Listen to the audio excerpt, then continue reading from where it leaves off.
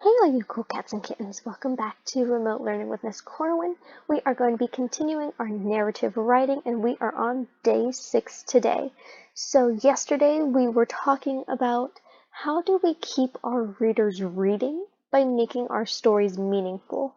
What was it about those memories that we have that were so special that we want to tell them? And today what we're going to focus on is how do we hook our readers right from the beginning. So how do we begin with a strong start, with a strong lead? Because when we start a story, we need to hook our readers right away. It will keep them reading if they're interested.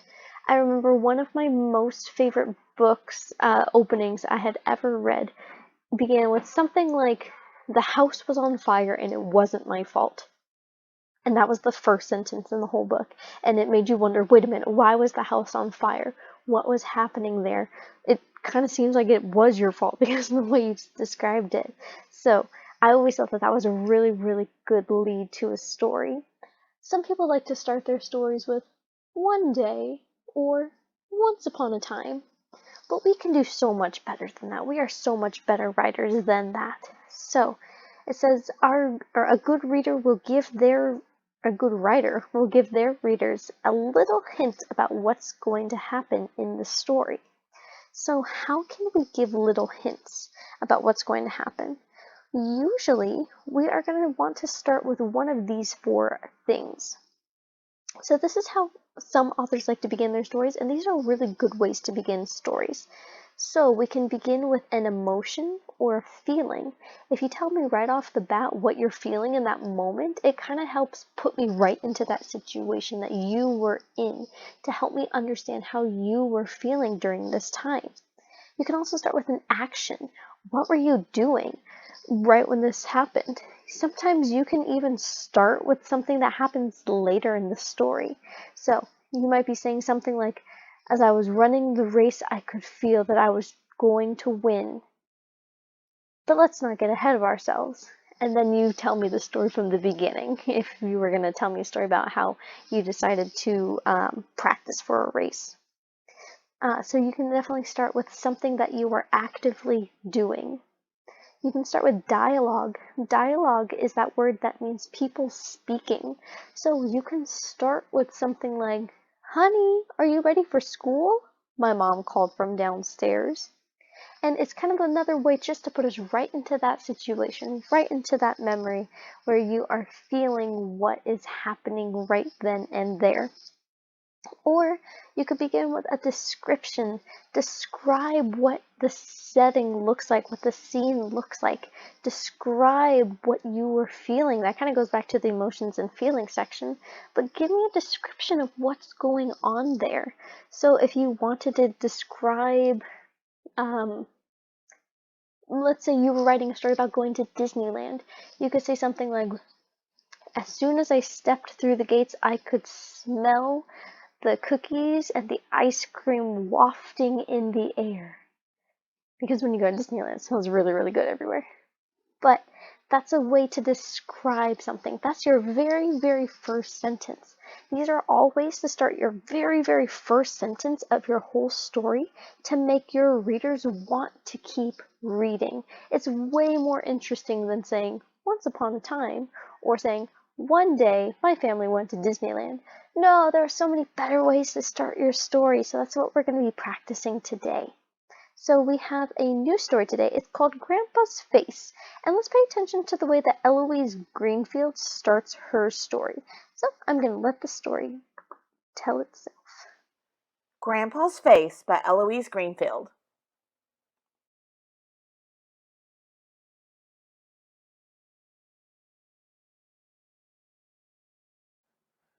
Tamika loved her grandpa. She loved the quiet way he talked and the surprise of his loud laughter. She loved the stories he told, long stories that he sang and talked, a little bit each day until he reached the end. Most of all, Tamika loved Grandpa's face. Grandpa's face told everything about him. It was always changing from glad to worried to funny to sad. Grandpa could ask a question without saying one word, and even when he was mad with Tamika, His face was a good face, and the look of his mouth and eyes told her that he loved her. "You shouldn't have done that, Tamika," Grandpa would say. And Tamika would tell him she was sorry, and then she would kiss the sturdy brown of his face. Sometimes Tamika and Grandpa would go out together, just the two of them. They would leave Mama and Daddy at home and go for a walk. A talk walk, Grandpa called it. They'd walk through the park or just around the neighborhood and talk about things that they saw and felt and remembered. In the summer, Grandpa was an actor, and some Saturday afternoons he and his friend, Miss Gladys, would take Tamika to the theater to watch him act on the stage, if Mama and Daddy said the play wasn't too grown up. The theater was Tamika's favorite place to go. Make-believe things happened there. She would sit in the front row and watch Grandpa turn into another person, changing his face and the way he walked and talked and sang. And even when he turned into somebody else's grandpa, Tamika didn't mind. It looked true and it felt true, but she knew it was just a play. And when it was over, all the actors came out to bow and wave, and she would clap so hard that her hands hurt. One day, Tamika went to Grandpa's room to ask for a story. She stopped at the door because Grandpa was rehearsing. He had his book in his hand and he was reading his lines aloud. Then he stopped reading and looked in the mirror, slowly changing his face into a face that Tamika had never seen before. It was a hard face. It had a tight mouth and cold, cold eyes. It was a face that could never love her or anyone. Tamika stood watching as Grandpa changed his face back and read some more lines from his book. Then she went to her room and sat on the bed. Her stomach was filled with scared places that made her want to cry. She had not known that Grandpa could look like that, and now that she did know, she couldn't be sure that he might not some day look at her with that face that could not love. She got out her jigsaw puzzle and played with it quietly until Mama and Daddy had finished cooking dinner. Then she washed her hands and sat down at the table, but she didn't feel like eating. She felt like doing bad things, all the things that Grandpa didn't like. So she made a hill out of her mashed potatoes and let her green peas roll down the hill. "Stop playing with your food, Tamika," Mama said, "and eat your dinner." Tamika looked at Grandpa's face, and it was still the face she knew. So she put a forkful of greens in her glass and watched her water turn a muddy green. Then she tapped on her plate with her spoon while the grown-ups were trying to talk. "I think you want to leave the table," Daddy said. "No, Daddy," Tamika whined. "I think you'd better, Tamika," Daddy said. "Go to your room now and you can eat by yourself later." Tamika began to cry a little. She looked at her mother and father, but when she started to look at Grandpa too, she felt the scared places in her stomach again, and she was too afraid to look. Then she cried harder. She stood up, crying loud and not watching what she was doing. Her hand bumped her glass and knocked it over, sending green water spattering onto Grandpa's shirt and across the tablecloth. "Tamika, what in the world?" Grandpa said. Tamika turned and looked at him then, expecting to see the face she had seen in the mirror. But it was Grandpa's face she saw. Grandpa's mad face, but it was still the one that loved her. Mommy and Daddy looked worried. "Tamika," Mama said, "what's this all about?" Tamika hung her head and didn't answer. "Stop crying now," Daddy said. He wiped her face while Grandpa went to change his shirt. Then Grandpa came back and took her by the hand. "Let's go," he said. "Time for a talk walk." Tamika and Grandpa walked toward the park, holding hands. "Now, tell me what's wrong," Grandpa said. Tamika's hand felt good inside Grandpa's, but she wasn't sure she felt like talking. She watched the lines in the sidewalk for a little while, and then she said, "You have another face, Grandpa." "I do?" Grandpa said. "Uh-huh. I saw it in the mirror," Tamika said, "and it's a real mean face, too." They sat down on the grass, and Tamika let the words spill out. "The mouth is mean, and the eyes are mean, and I don't like that face, Grandpa, she said. But that's just pretending, Tamika, Grandpa said. You know that. But it might not always be pretend, Tamika said. Grandpa thought for a moment. Oh, I see, he said. Then he put his hands around Tamika's face and made her look at him. I love you, he said. I could never, ever look at you like that, no matter what you do. You hear? You sure? Tamika said.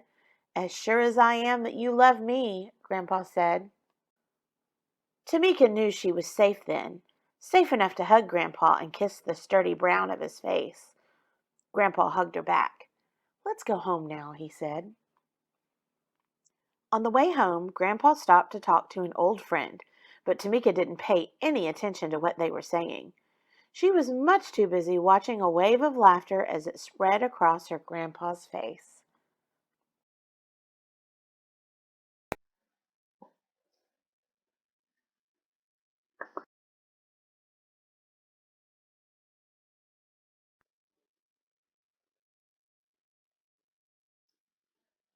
Awesome. Sorry, I was having some trouble with my microphone. But yeah, neat. That story starts off with a really good hook. If we go back to this list, it starts off with an emotion or a feeling. In the very first sentence, Tamika says that she loved her grandfather's face. So in our assignment today, which I believe is on slide number 9, you'd have something that looks like this. I'm sorry, it's kind of hard to see. Um, but these are types of beginnings for stories. So these are all the first story, or all the first sentences in their stories. We haven't gotten a chance to read all these stories yet, but they all have really, really good ways of starting these stories. So an emotion or feeling. The example that they give us is Tamika loved her grandpa. She loved the quiet way he talked and the surprise of his loud laughter. So she loved her grandpa. It didn't start off with one day Tamika was with her grandpa. No, it started off with Tamika loved her grandpa. It starts off with that emotion or feeling. There's a story called Shortcut that we'll probably get to read later. And this one starts off with an action. So it says, we looked, we listened, we decided to take the shortcut home. So it doesn't say, one day we were going home from school.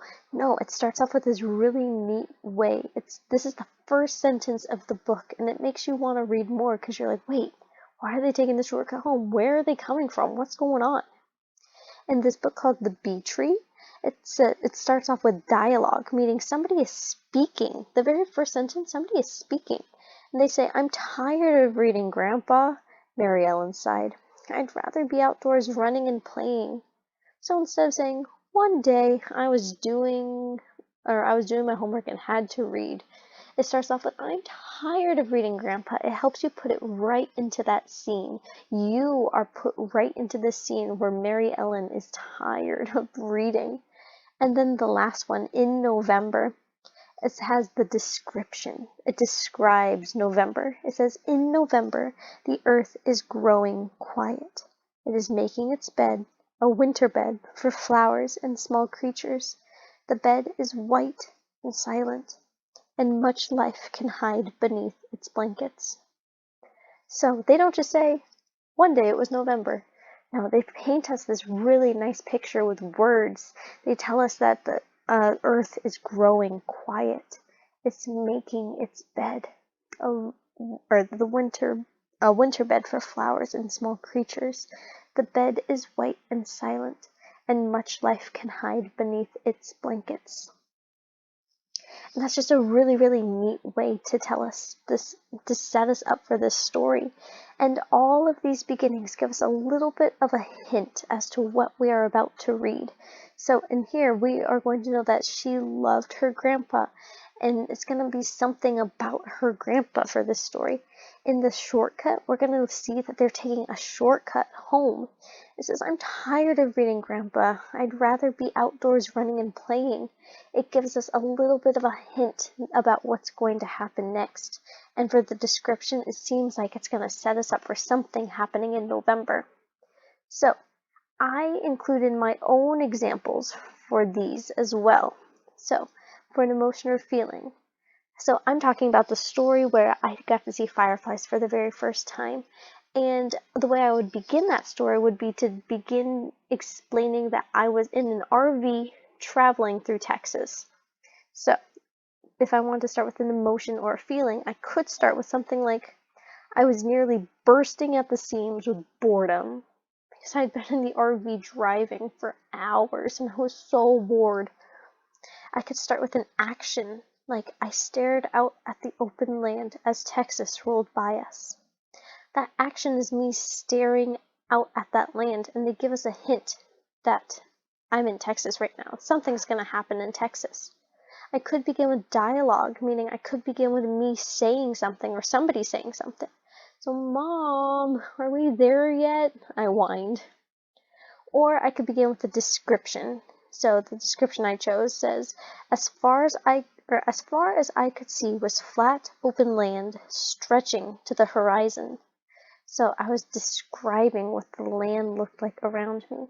And that will be your job today. You will need to go on to slide number 9, and you'll need to fill out a possible beginning that uses an emotion or a feeling, an action, speaking or dialogue, or a description of something.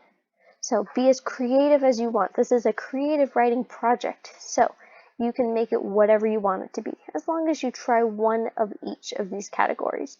So in reality, for writing today, you only really need to write me 4 sentences, and I know that you can all handle that. So your job today is slide number 9, and if you have any questions, please let me know. I'm always here to help you. But that's all I have for you, and I will see you on Thursday. Thanks, everybody.